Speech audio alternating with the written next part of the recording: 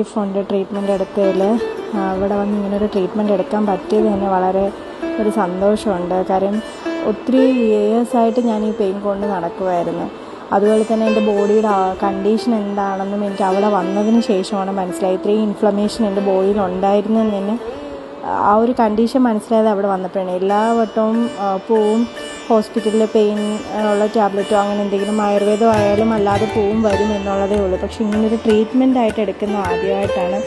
അത് വളരെ സന്തോഷമുണ്ട് എടുത്തതിലും. അത് കറക്റ്റായിട്ട് എനിക്ക് പ്രോപ്പറായിട്ട് ഒരു ട്രീറ്റ്മെൻറ്റ് എനിക്ക് കിട്ടി എന്നുള്ളത് എൻ്റെ ഇപ്പോഴത്തെ ഓരോ കാര്യങ്ങൾ എനിക്ക് ചെയ്യാൻ പറ്റുന്നതിൽ മുന്നത്തേക്കാളും എനിക്കിപ്പം ഓരോ കാര്യങ്ങളും വളരെ അനായാസമായിട്ട് ചെയ്യാൻ പറ്റുന്നുണ്ട്.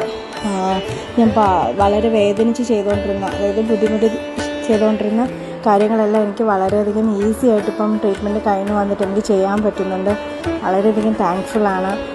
ഞാൻ ഇനി അടുത്ത റെജുവിനേഷൻ ഉറപ്പായിട്ടും മന്ത്ലി ഞാൻ ഓൺസ് റെജുവിനേഷൻ എന്തായാലും എടുക്കും. Happy for this package you have given to me, doctor Anjala.